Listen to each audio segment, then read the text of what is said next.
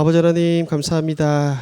거룩한 주일에 우리가 주의 전에 나오게 하시고 또 하나님 만나게 하시고 또 말씀 가운데 거하신 하나님, 찬양 가운데 거하신 하나님, 우리의 기도 가운데 거하신 그 하나님을 우리가 만나게 하시니 참으로 감사합니다. 하나님 아버지, 우리 마음 가운데 하나님 함께하여 주셔서 이 시간 말씀 가운데 우리 가운데 찾아오시는 그 하나님을 만나게 하여 주시옵소서. 우리 각자의 심령 가운데 주께서 말씀하여 주시옵시고 그 하나님을 체험하는 귀한 예배 시간 될 수 있도록 하나님 함께하여 주시옵소서. 감사하며 거룩하신 예수님의 이름으로 기도합나이다. 아멘. 오늘은 좀 특별하게 이 두 말씀을 저희가 읽었는데요.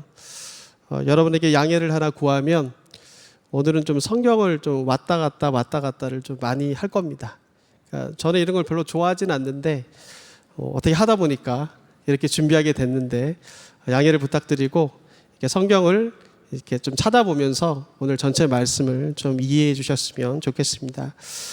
여러분, 오늘 우리가 또 특별히 이 출애굽기 말씀을 함께 읽었는데 출애굽기서는 어떤 책인가요? 너무 질문이 너무 브로드하죠, 사실. 어떤 책이라고 사실 한마디로 정의하기는 굉장히 힘들고 사실 개인마다 이 출애굽기를 대하는 태도가 다르기 때문에 사실 정확한 정답도 없겠지만 저는 출애굽기서에 대해서 이렇게 말하고 싶습니다. 창세기에서 믿음의 조상들에게 제시하셨던 희망과 소망의 약속들이 드디어 현실로 다가오는 것을 보여주는 책이다라고 말하고 싶습니다. 다른 말로 하면 창세기에서 아브라함이라는 사람이 있었고 또 이삭, 야곱이라는 사람이 있었는데 그들에게 약속하신 하나님의 언약이 그리고 하나님의 약속이 성취되기 시작했다는 것을 우리에게 보여주는 책이 출애굽기라고 저는 생각을 합니다. 여러분, 이 사실을 단적으로 증명해주는 성경 구절이 있습니다. 한번 찾아볼까요? 출애굽기 2장 24절과 25절 말씀입니다. 출애굽기 2장 24절 25절 말씀인데요, 제가 한번 읽어드리겠습니다. 하나님이 그들은 이스라엘 백성들을 말하는 것입니다. 하나님이 이스라엘 백성들의 그 고통의 소리를 들으시고 하나님이 아브라함은 창세기 시대 사람이잖아요. 아브라함과 이삭과 야곱에게 세운 그 언약을 기억하사 하나님이 이스라엘 자손을 돌보셨고 하나님이 그들을 기억하셨더라 라고 얘기합니다. 여러분, 우리가 이 말씀만 봐도 어떻습니까? 창세기하고 출애굽기라는 성경책이 따로 떨어져 있는 책이 아니라 어떻게 보면 창세기와 출애굽기가 서로 깊은 연관성이 있다는 것을 알 수가 있습니다. 그리고 이 창세기와 출애굽기의 긴밀한 관계를 보여주는 또 다른 증거가 하나 있습니다. 그것은 우리말 성경을 보시면 출애굽기 1장 1절로 다시 한번 돌아가 보시면 어떤 단어가 제일 먼저 시작됩니까? 출애굽기 1장 1절에서 그렇죠? 야곱이란 말로 시작되거든요. 우리말 성경은. 그러나 히브리어 원문을 보면 제일 먼저 다른 단어가 하나 더 추가되어 있습니다. 그건 뭐냐면 그리고라는 접속사입니다. 여러분, 보통 그리고는 이런 접속사는 앞과 뒤의 이야기를 연결해 줄 때 사용하는 접속사잖아요. 이 때문에 이 창세기와 출애굽기는 사실은 별도의 책이 아니라 서로 깊은 연관성을 가지고 연결되어 있다는 것을 우리는 주목해야 됩니다. 출애굽기는 창세기의 메시지를 그대로 받아서 계속해서 그 주제를 이어가는 말씀인 것입니다. 창세기 12장부터 족장들은 출애굽기 2장 24절에서 언급한 하나님이 주신 언약을 붙들고 살아왔습니다. 족장들이 붙잡았던 그 언약의 말씀이 이제 출애굽기에 들어와서 어떻게 되냐면 성취되기 시작한 것입니다. 다른 점이 있다면 이 창세기에서는 족장의 어떤 가정을 중심으로 이야기가 전개되고 있다면 이제 출애굽기에서는 덩치가 커지죠. 이스라엘 민족 공동체를 통하여 그 언약의 말씀이 성취되기 시작했다는 것을 우리 가운데 보여주고 있습니다. 이 사실을 출애굽기 1장 6절은 이렇게 말하고 있습니다. 출애굽기 1장 6절 말씀을 한번 볼까요? 이 보면 이렇게 얘기하죠. 요셉과 그의 모든 형제와 그 시대의 사람은 다 죽었다라고 얘기합니다. 이제 한 시대가 막을 완전히 내린 것을 이렇게 표현한 것입니다. 창세기부터 이어져 왔던 족장 중심의 문화, 그리고 창세기부터 이어왔던 족장과 가정을 중심으로 이어져 왔던 그 모든 흐름들이 이 출애굽기 1장 6절 말씀을 통하여서 이제는 한 시대가 막을 내렸다라는 것을 말해주고 있는 것이죠. 출애굽기는 이제는 언약을 받은 사람들이 가정 중심에서 민족 공동체로 변화되었습니다. 7절 말씀을 보면 그 변화의 사실을 계속해서 우리들에게 보여주고 있습니다. 여러분 1장 7절 말씀 앞에도 사실은 히브리어 원문을 보면 접속사가 생략되어 있어요. 히브리어 원문을 보면 접속사가 있는데 그러나라는 단어가 들어가 있습니다. 6절과 7절 말씀을 우리 함께 보도록 하겠습니다. 6절과 7절 말씀 한번 같이 한번 읽어볼까요? 함께 읽습니다. 요셉과 그의 모든 형제와 그 시대의 사람은 다 죽었고 이스라엘 자손은 생육하고 불어나 번성하고 매우 강하여 온 땅에 가득하게 되었더라. 근데 사실은 7절 말씀에 접속사가 들어가야 돼요. 요셉과 그의 모든 형제와 그 시대의 사람은 다 죽었고 뭐가 들어가야 됩니까? 그러나 이스라엘 자손은 생육하고 불어나 번성하고 매우 강하여 온 땅에 가득하게 되었더라. 여러분 이 7절 말씀을 주목해야 됩니다. 여러분 이 7절 말씀이 의미하는 것이 무엇일까요?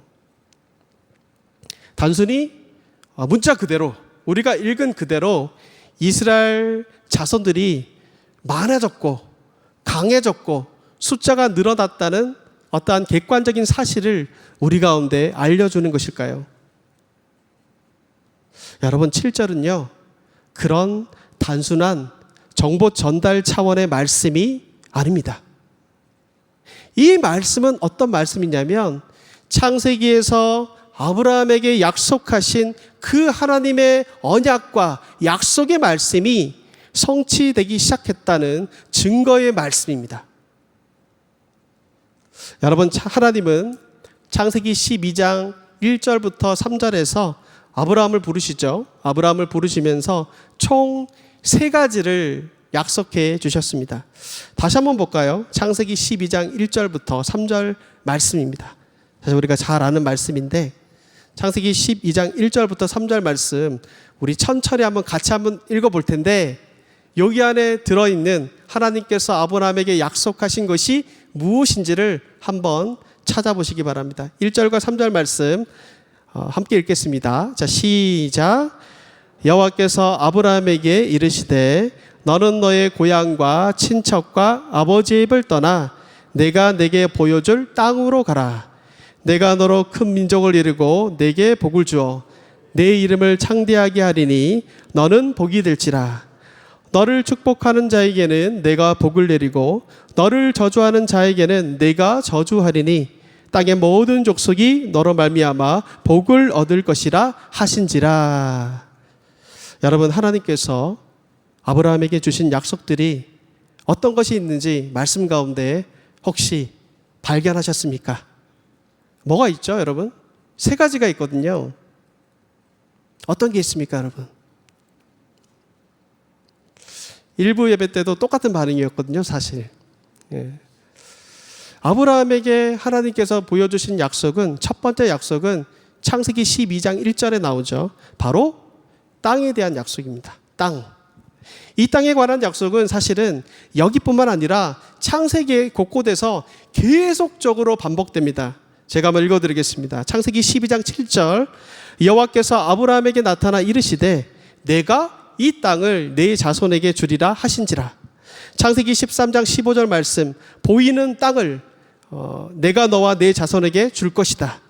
창세기 13장 17절 말씀, 너는 일어나 그 땅을 종과 횡으로 두루 다녀 보아라. 내가 그것을 내게 줄 것이다.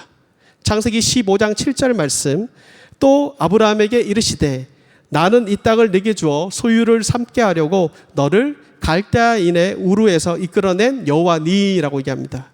이처럼 하나님은요, 창세기에서 계속적으로 아브라함에게 계속적으로 약속하신 거예요. 아브라함 너에게 그리고 너의 후손들에게 무엇을 주신다라고 약속하십니까?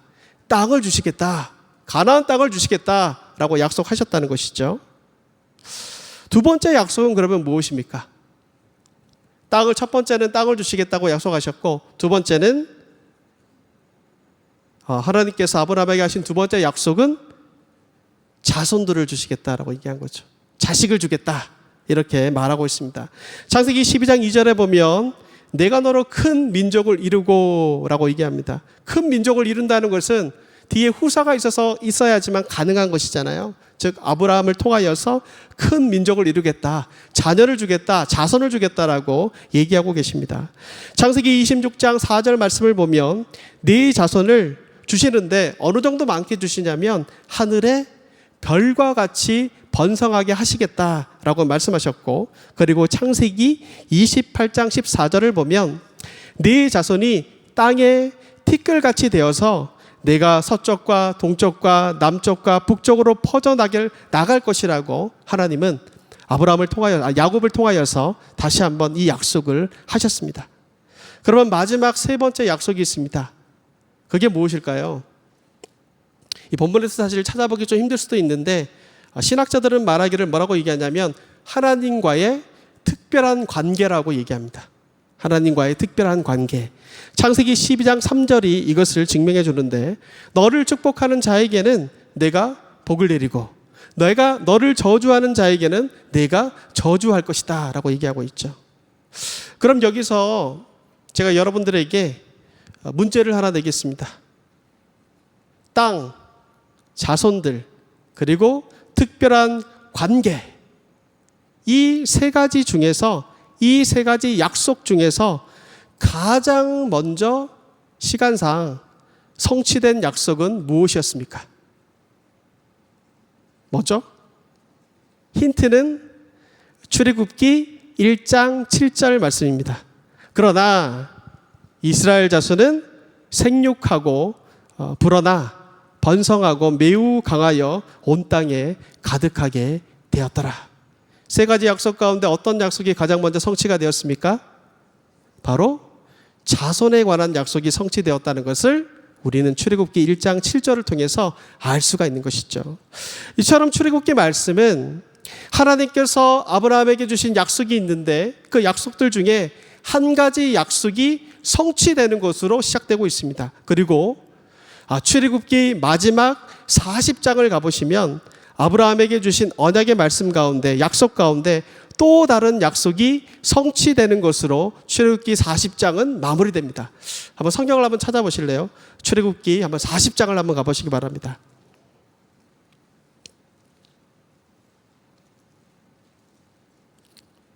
출애굽기 40장을 가보시면 시간 관계상 읽지는 않겠지만 어떤 내용이 나오나요, 여러분?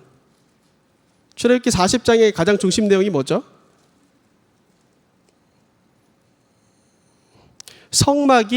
하나님의 성막이 완성되는 장면이 나옵니다. 하나님의 성막, 하나님이 모세를 통하여서 계시해 주셨던 하나님의 성막이 완성되는 장면이 출애굽기 40장에 나오는데, 여러분, 성막이 완성되었다는 것은 굉장히 특별한 의미를 가지고 있습니다. 성막이 완성되었다는 것은 드디어 하나님과 이스라엘 백성 사이에 특별한 관계가 맺어졌다는 것을 뜻하기 때문입니다. 왜냐하면 하나님이 성막을 통하여서 이스라엘 백성들과 함께 하시기 때문입니다.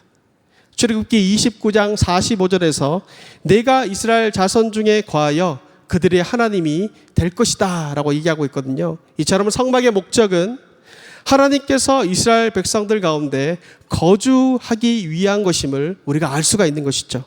따라서 성막은 이스라엘 백성들 가운데 임재하심의 상징이 되는 것입니다. 여러분, 전능하시고 무소부재하시고 모든 것을 하실 수 있는 그 하나님이 연약한 인간의 한 민족인 이스라엘과 함께 하신다. 사실 이것보다 특별한 관계가 어디에 있겠습니까? 하나님이 이스라엘 백성들과 함께 하셔서 이스라엘 백성들에게 축복하는 자에게는 축복하시고 이스라엘 백성들에게 저주하는 자는 하나님이 저주하신다는 특별한 관계가 이 성막의 완성을 통하여서 맺어진 것입니다. 여러분, 우리가 출애굽기에 나타난 이 두 가지 약속의 이 성취를 통하여서 우리가 알 수 있는 것은 무엇일까요? 하나님은 신실한 분이다는 사실입니다. 그리고 동시에 하나님은 본인이 약속하시고 본인이 언약을 맺으신 그 약속하신 것을 반드시 이루시고 성취하시는 하나님이시다라는 것이죠. 자, 그러면 이제 이스라엘 백성들에게 남은 약속은 하나입니다. 그게 뭐죠? 자손들에 대한 약속도 성취되었고 그리고 하나님과의 특별한 관계가 맺어지는 것도 성취가 되었습니다. 이제 남은 약속은 무엇입니까? 바로 땅에 대한 약속이 남아있는 것이죠. 그런데 여러분, 상식적으로 생각해 볼 때 세 가지 약속 중에 두 가지가 하나님의 은혜로 이미 그 가운데 성취되었습니다. 그러면 나머지 땅에 대한 약속은 어떻게 될까요? 어떻게 되는 겁니까? 당연히 하나님이 하신 거니까, 하나님이 약속하신 거니까 당연히 성취가 되는 것입니다. 이스라엘은 이미 출애굽기에서 믿음의 조상들에게 약속하셨던 두 가지 약속이 성취되어지는 것을 이미 보았기 때문에 이제 나머지 약속인 땅에 대한 약속도 이루어질 것을 믿음으로 받아들이고 믿음으로 선포해야만 했습니다. 그러나 이스라엘 백성들이 땅에 대한 약속에 대해서 어떻게 반응했습니까? 그렇게 하지 못했습니다. 여러분, 이스라엘 백성들이 하나님이 약속하신 땅, 가나안 땅을 눈앞에 두고 어떠한 반응을 보였습니까? 민수기 13장과 14장 말씀을 보면 가나안 땅 앞에서 이스라엘 백성들이 어떻게 반응했는지를 우리 가운데 말해주고 있습니다. 이 가나안 땅에 들어가기 전에 이스라엘이 그 12정탐꾼을 보내잖아요. 먼저 보내가지고 40일 동안 가나안 땅을 정탐하게 합니다. 정탐하고 돌아와서 이제 보고를 하게 되는데 10명의 사람이 있고 2명의 사람의 보고가 서로 상반되고 서로 갈리는 그런 일들이 일어나죠. 바로 10명의 사람은 내가 들어가서 보니까 거대한 아낙 자손을 보니까 도저히 우리는 이 땅을 점령할 수 없다라고 얘기했고, 나머지 두 사람 갈렙과 여호수아는 능히 그 일을 할 수 있다라고 이야기하였습니다. 그때 이스라엘 백성들은 어느 쪽의 반응을 받아들입니까? 가나안 땅을 정복하는 것이 불가능하다는 쪽의 견해를 이스라엘 백성들이 받아들이게 됩니다. 민수기 14장 1절부터 3절 말씀을 보시면 이스라엘 백성들의 반응이 어느 정도인지 분명하게 알 수가 있는데요. 민수기 14장 1절부터 3절 말씀을 제가 한번 천천히 읽어드리겠습니다. 온 회중이 소리를 높여 부르짖으며 백성이 밤새도록 통곡하였더라. 이스라엘 자손이 다 모세와 아론을 원망하며 온 회중이 그들에게 이르되 우리가 애굽 땅에서 죽었거나 이 광야에서 죽었으면 좋았을 것을 어찌하여 여호와가 우리를 그 땅으로 인도하여 칼에 쓰러지게 하려 하는가? 우리 처자가 사로잡히리니 애굽으로 돌아가는 것이 낫지 아니하랴라고 얘기합니다.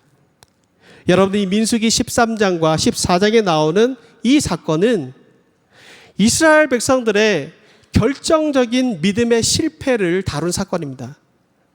아브라함에게 주신 하나님의 약속 세 가지 중에서 이미 두 가지가 성취된 것을 직접 체험한 이스라엘 백성들이 마지막 남은 그 하나의 약속, 땅에 대한 약속을 믿지 못했다는 것이죠. 이스라엘 백성들은 스스로 하나님의 약속을 믿지 못하고 결정적인 순간에 그들의 불신앙을 드러냈습니다. 이 사건은 철저히 하나님의 약속에 대한 이스라엘 백성들의 믿음의 불순종으로 드러난 사건입니다. 그런데 상당히 많은 사람들이 사실은 이 사건, 민수기의 이 사건을 보면서 단순히 긍정적인 사고방식과 부정적인 사고방식 정도의 낮은 수준에서 이 본문을 해석하는 경우가 비일비재합니다. 저도 예전에는 그런 식으로 보았습니다. 그러나 이 사건은 그런 단순한 사건이 아니라는 것입니다. 이 사건은 하나님의 약속에 대한 믿음의 문제를 다루고 있는 사건이란 것이죠.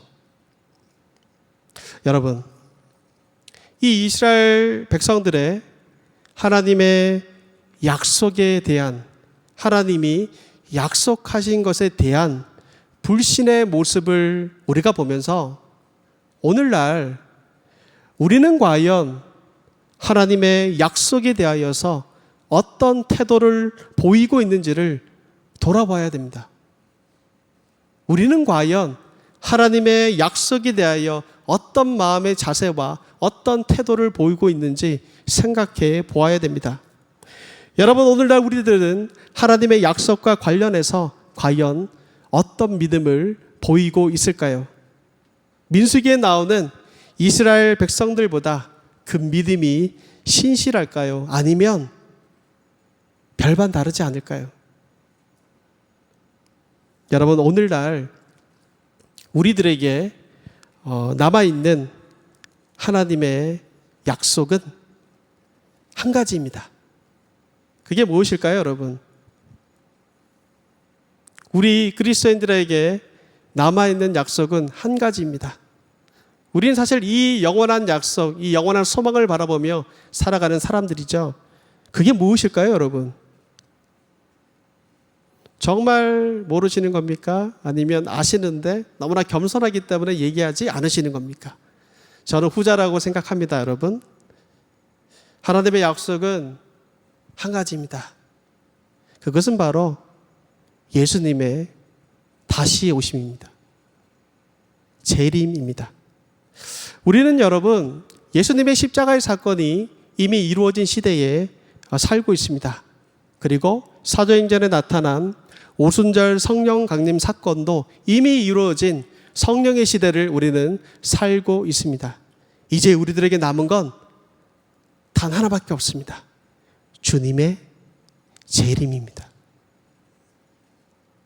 그런데 여기서 한번 생각을 해봐야 하는 것은 과연 오늘날 우리들은 예수님의 재림을 믿으면서 살고 있는가 하는 것입니다. 과연 우리들은 예수님께서 그 때와 그 시기는 정확하게 알 수 없지만 다시 이 땅 가운데 재림하실 것을 믿으며 삶 속에서 우리가 준비하고 있는가입니다.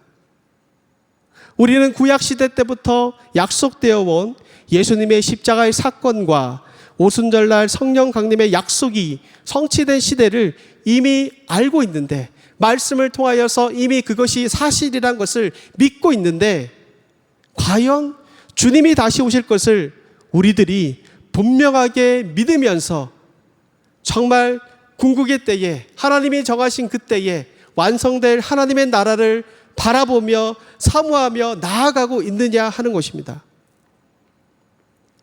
제가 생각하기에 오늘날 교회에서 이 재림에 대한 약속은 굉장히 중요함에도 불구하고 많이 다루어지지 않는 내용 중에 하나가 이 바로 재림이라고 생각합니다. 십자가, 부활, 이런 주제들은 사실 너무 많이 우리가 얘기합니다. 그러나 주님의 재림에 대해서, 주님의 다시 오심에 대해서는 예수님께서 이 땅에 다시 오셔서 주님을 믿지 않는 자들에게는 영원한 심판을, 그리고 주님을 믿는 자들에게는 영원한 생명과 부활을 선언하는 그날에 대해서는 우리가 이야기를 많이 하지 않는 것 같습니다. 그런데 여러분 알고 계십니까? 우리가 보는 하나님의 말씀, 신약 성경은 재림에 대하여서 약 39절당 한 번씩 말세와 함께 이야기를 하고 있습니다. 그리고 신약의 총 216장에서 300번 이상 재림과 말세에 대한 기록이 되어 있습니다. 신약 성경 27권 가운데 예수님의 재림에 대한 내용이 없는 책은 단 4권에 불과합니다. 그럼에도 불구하고 우리가 재림에 대하여서 예수님이 이 땅 가운데 다시 오심에 대하여서 궁극적으로 마침내 이루어질 하나님의 나라에 대해서 우리가 상고하지 않고 깊이 생각하지 않는다는 것은 그만큼 이 주제가 우리에게 또한 우리 교회에서 또한 모든 교회에서 소외되고 있음을 말해주고 있는 것입니다. 그리고 그만큼 우리가 오늘날 교회가 예수님의 다시 오심을 갈망하거나 사모하거나 그에 대한 준비를 하고 있지 않다는 말입니다. 마지막 약속, 또 다른 약속인 재림이 우리의 현실의 신앙과는 너무나 동떨어져 있어 보입니다. 여러분, 오늘날 시대 가운데 왜 우리는 이 땅에 마지막 남은 하나님의 약속인 이 예수님의 재림을 상고하거나 고대하지 않는 걸까요? 저는 거기에 두 가지 이유가 있다고 생각이 듭니다. 첫 번째는요, 우리가 일부 왜곡된 시한부 종말론자의 가르침으로 인하여서 재림이라고 딱 얘기하면 그러니까 뭔가 좀 찝찝한 거예요. 뭔가 좀 부정적인 마음이 이미 우리 마음 가운데 있는 거예요. 잘못된 시한부 종말론자들이 항상 주장하는 것이 있습니다. 그게 뭐냐면 그들만 예수님이 오시는 장소나 혹은 그들만 예수님이 오실 때를 정확하게 안다라고 그들은 주장합니다. 여러분, 1992년 10월 28일을 혹시 기억하십니까? 제가 중학교 때인데요. 1992년 10월 28일. 그때 당시에 만약에 한국에 계셨던 분이라면 아마 기억하실 거라고 생각합니다. 그때 당시에 우리 대한민국을 떠들썩하게 만들었던 사건이 하나 있었는데 그게 뭐냐면 다미 선교회라고 혹시 들어보셨습니까? 다미 선교회에서 이렇게 주장을 한 거예요. 1992년 10월 28일 자정에 예수님이 이 땅에 오셔가지고 선택받은 자들이 들려 올림을 받을 것이다. 휴거가 일어날 것이다. 라고 주장을 했습니다. 제가 그때 중학생이었는데 제가 왜 기억이 나냐면 그때 당시에 별이 빛나는 밤에라는 라디오 프로가 있었거든요. 지금도 있는 걸로 알고 있는데 그때 이문세 씨가 그걸 막 진행했었는데 제가 그걸 들으려고 기억하고 있었는데 딱 그 날짜에 이런 일들이 있었습니다. 근데 그런 일들이 실제로 일어나지 않았죠. 일어나지 않았고 뭐 기사를 보면 뭐 어떤 분들은 야, 얘들이 사기를 쳤다 그래가지고 막 강대상을 엎었다는 얘기도 나오고 또 어떤 믿음이 너무 신실한 분들은 이 자정이란 시간이 이 대한민국의 자정이 아니라 이스라엘의 자정입니다. 뭐 다시 기다립시다. 뭐 그런 사람도 있었다라고 얘기합니다. 근데 문제는 이 다미 선교회에서 그 날짜를 선포하면서 그렇게 하다 보니까 너무나 많은 그 다미 선교회에 있었던 신자들이 어차피 나는 들려 올라갈 건데 뭐 어차피 나는 그때가 되면 하늘나라에 올라갈 건데 뭐 어차피 예수님이 오시면 모든 게 끝나는데 뭐 이러면서 가정도 내팽개치고 직장도 그만두고 자신이 가진 모든 걸 팔아가지고 거기에 다 맡기는 그런 일들이 있었다는 것입니다. 이런 잘못된 시한부 종말론자들 주장 때문에 우리 그리스도인들은 마땅히 주님의 다시 오심을 고대하고 상고하고 생각해야 함에도 불구하고 그것에 대한 어떤 부정적인 시각이 은연중에 우리 마음 가운데 있다는 것입니다. 여러분, 성경은 분명히 예수님이 이 땅 가운데 다시 오시는 것은 분명한 사실이지만 그때와 시간은 알 수 없다라고 우리 가운데 가르쳐 주고 있습니다. 마가복음 13장 32절 말씀입니다. 그러나 그 날과 그때는 아무도 모르나니 하늘에 있는 천사들도 모르고 아들도 모르고 아버지만 아신다라고 얘기하고 있고요. 누가복음 12장 40절에 보면 이러므로 너희도 예비하고 있으라. 생각지 않은 때에 인자가 오리라 하시니라 라고 말씀하며 요한계시록 3장 3절에서도 그러므로 내가 어떻게 받았으며 어떻게 들었는지 생각하고 지키어 회개하라. 만일 일깨지 아니하면 내가 도적같이 이르리니 어느 시에 내가 임할는지 내가 알지 못한다라고 얘기하고 있습니다.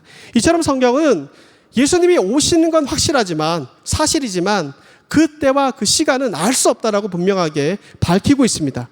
대신에 그 때와 그 기한을 우리가 알 수 없기 때문에 예수님의 재림을 믿는 우리들은 이 땅의 삶에서 늘 예비해야 하고 늘 깨어야 한다라고 성경은 가르치고 있는 것입니다. 여러분, 오늘날 우리가 예수님의 재림에 대하여서 상고하지 않는 두 번째 진짜 이유가 있습니다. 저는 이 이유가 더 많다고 생각합니다. 좀 과격하게 이걸 제가 표현하면 그것은 바로 우리가 주님의 재림을 원하지 않기 때문입니다. 다른 말로 하면 이 세상의 삶에 너무 만족하기 때문입니다. 다가올 재림 가운데 영원하실 그 하나님의 나라에 소망을 두는 것이 아니라 우리도 알게 모르게 아유, 사는 게 힘들어요, 너무나 벅차요 라고 고백할지 모르겠지만 저는 그냥 이 세상 가운데 나그네로 사는 거예요, 나의 집은 하늘에 있어요 라고 말할지 모르겠지만 이 땅의 부귀영화보다 하늘의 천국이 너무나 좋아요 라고 말할지 모르겠지만 그러나 실상은 이 세상에 소망을 두고 살아가기 때문입니다. 이 세상의 삶에 푹 빠져 하늘을 볼 여유와 자세가 없는 것입니다. 그 만족으로 인하여서 마침내 완성될 그 하나님의 나라가 눈에 들어오지 않는 것입니다. 영원한 하나님의 나라를 보기보다 당장 지금 세상의 것에 눈길을 주고 만족하기에 우리의 삶 가운데 주님의 재림을 갈망하거나 주님이 오셔서 이루실 영원한 하나님의 나라에 대한 꿈을 우리가 꾸지 않는 것입니다. 여러분, C.S. 루이스는 예수님의 재림과 관련하여 이렇게 말을 했습니다. 여러분이 지나간 역사를 보면 현 세계를 위해서 열심히 최선을 다했던 기독교인들은 그만큼 열심히 주님의 재림을 생각하고 기대했다는 사실을 알게 될 것입니다. 오늘날 기독교인들이 현실 속에서 무능해지고 무력해진 이유는 그들이 주님에 대해서, 주님의 재림에 대해서 더 이상 숙고하지 않기 때문입니다 라고 말했습니다. 여러분, 루이스의 말 속에 오늘날 우리들의 믿음에 대한 정확한 진단이 있다라고 생각이 듭니다. 우리들에게 현실을 망각하게 하고 오히려 현실의 포로가 되게 하는 내세의 주의는 있어도 현실을 믿음으로 이겨내게 하는 참된 내세에 대한 믿음은 정말 찾아보기 힘듭니다. 오늘날 기독교인들은 주님의 재림을 별로 기대하지 않습니다. 그렇기 때문에 오늘은 우리 가운데, 오늘날 우리들은 기로에 서 있습니다. 우리들은 다시 주님의 재림을 앙망하는 건강한 믿음을 되찾을 것인지, 아니면 적당히 종말을 이야기하고 적당히 내가 죽어서 다음 생애에 대한 어떤 내세를 이야기하면서도 이 세상의 포로로 사는 그런 병든 믿음 속에 계속 있을 것인지를 결단을 내려야 됩니다. 우리들의 믿음이 참된 믿음인지 아니면 잠시 이 세상 속에서 꿈꾸는 헛된 망상인지 오늘날 우리들은 하나님 말씀 앞에서 선택을 해야 할 것입니다. 하나님은 오늘도 우리들에게 주님의 재림을 앙망하는 믿음의 길로 우리들을 부르고 계십니다. 사랑하는 베들레헴 교회 성도 여러분, 초대교회 성도들은 그들이 어디서 만날 때마다 그들이 나누는 독특한 인사법이 있다라고 합니다. 우리는 교회 주일날 성도님들 만나면 어떻게 인사하죠? 보통 그냥 사실 인사 안 하시는 분들도 많은데 보통은 그냥 안녕하세요, 잘 지냈어요, 이런 식으로 인사하잖아요. 어떤 분들은 성경적인 용어를 사용해서 샬롬 이런 식으로 좀 깍쟁이 같이 인사하기도 하시고, 또 어떤 분들은 할렐루야 이런 식으로 인사하시는 분도 계시고, 그런데 이 초대교회 성도들은 그들만의 독특한 인사 방법이 하나 있었다고 합니다. 제가 만약에 초대교회 성도라면, 그리고 이동욱 집사님이 초대교회 성도였다면 교회에서 만났어요. 그럼 어떻게 인사할까요? 딱 악수를 하든지 하면서 이렇게 인사했다고 합니다. 마라나타. 그러니까 성도들마다 주일마다 혹은 예배 때마다 만날 때마다 첫 인사가 이거였어요. 안녕하세요 이런 게 아니라 마라나타, 마라나타, 마라나타. 여러분, 마라나타가 무슨 뜻인 줄 아십니까? 주 예수여 오시옵소서. 이제 주님이 곧 오실 것입니다 라고 성도들 간에 서로 인사를 나눈 거예요. 그들은 이 인사말을 나누면서 마음 가운데 어떤 생각을 가졌냐면, 매일같이 그냥 1년에 한 몇 번 지나가다가 크리스마스 때 다시 오실 예수님을 생각해야지 이런 게 아니라, 매일마다 그들의 심정과 그들의 마음 가운데 마라나타 라는 인사를 하면서 다시 오실 예수님에 대해서 상고하고 하나님의 날이 임하기를 바라보고 간절히 사모했던 것입니다. 여러분, 우리에게 주어진 또 하나의 약속, 마지막 약속이 있습니다. 그것은 바로 주님께서 다시 이 땅 가운데 오신다는 것입니다.